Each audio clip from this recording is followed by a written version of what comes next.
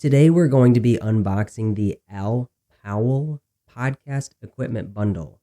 $39.99 on Amazon, at least at the time I bought it in October 2024. Whoops, I tried to open it upside down. That could have been a bad day. But the first thing I'm going to pull out is the earbuds, which are for monitoring your own voice through the sound card. They're kind of cheap. They fit weird in the ears, but they have a long cord and they work. So that's really all we ask for. Here's the pop filter on Amazon. It says it's a double layer pop filter. I have no idea what that means, but it is pretty adjustable in all sorts of directions. Next up is the cable that hooks the mic into the sound card. Windscreen, obligatory switch test. Right now I have the base of the whole thing, the whole exterior part. It's the desktop mounting bracket. This is what mounts it to a desk or a table or whatever you're using to run your equipment off of. Here is a micro USB A to USB. This is what plugs the sound card into your computer and also charges it. And now we have two different micro USB A to headphone jack connectors. This is so you can play backtracks from your phone straight through the sound card, but I don't really know whose phone has a headphone jack anymore. Here is the shock mount. So it's nice and springy. Next up is the adjustable boom arm. Looks sleek, looks nice. It felt sturdy in my hand when I first pulled it out. Here is the V8 sound card. Has a lot of buttons on it, different settings, different sound clips that you can play live while recording. Here's the ports on the back. Even from the picture on the post on Amazon, my box doesn't look the same, and it hasn't looked the same as anybody else's. Here is the BM800 condenser microphone. I got mine in gold, but it also comes in black.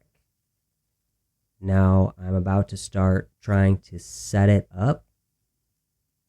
This is something that I've never owned before. I've never messed with anything like this before. So it seemed like it would have been pretty intuitive, and it turns out some parts are like this. Putting the stand together, attaching it to the desk. That part was simple enough, but I did start to realize that it takes quite a few little micro adjustments in order to get it stable enough that it's not really wiggly. The arm itself is pretty stiff when you first start trying to bend it and manipulate it. Here I'm going to put the microphone into the shock mount, and I'm realizing that it doesn't fit. So I'm thinking I'm doing something wrong. I don't want to shove it. I don't want to break anything. So I try to consult the instructions that came with it, and I realized very quickly that they make no sense. These instructions were not a help in any way. So I consult the YouTube. There are very limited videos for this exact type of equipment, but there are some that are close enough that exist that I figured out how to get it in. I basically just ended up pulling some of the shock mount cords out, loosen it up a little bit to fit the mic in, and then put them back. This is me attaching the pop filter to the part of the stand that I thought it went to. The pop filter gets a little weird if you accidentally unscrew it too far. It'll just kind of flop all over the place. It's an easy fix. It's definitely really adjustable. Next is me hooking up all the cables to my computer, trying to figure it out, troubleshoot. It took me quite some time to troubleshoot this. But yeah, there it is.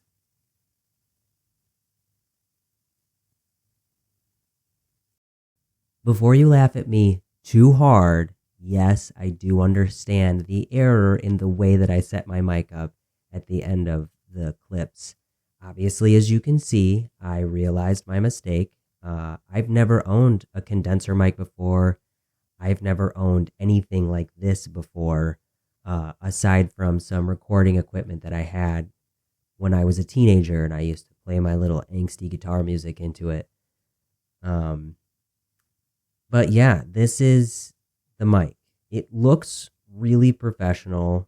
However, the sound that you're hearing right now is not the raw mic sound. That is the sound of the sound clip,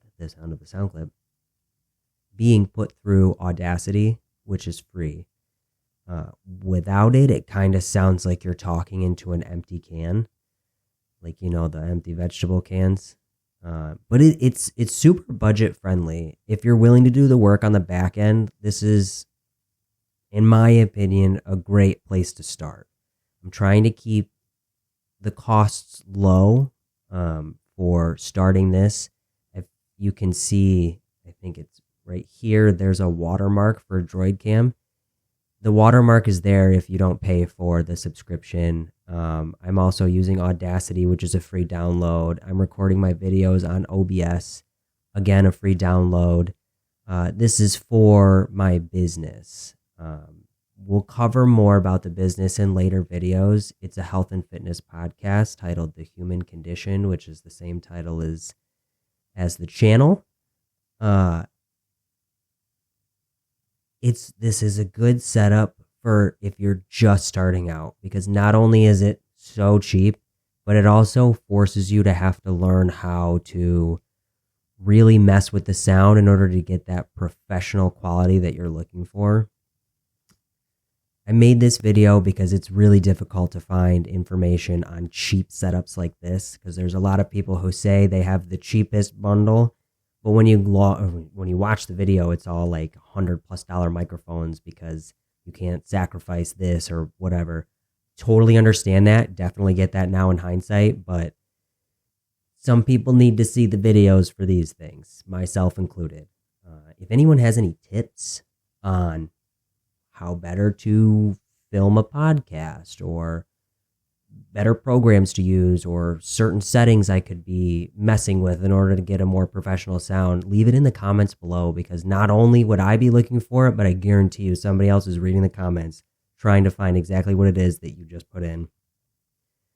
If you're interested in the upcoming podcast, go ahead and like this video, subscribe to this channel, and stay tuned for episode 1 of the Human Conditioned podcast.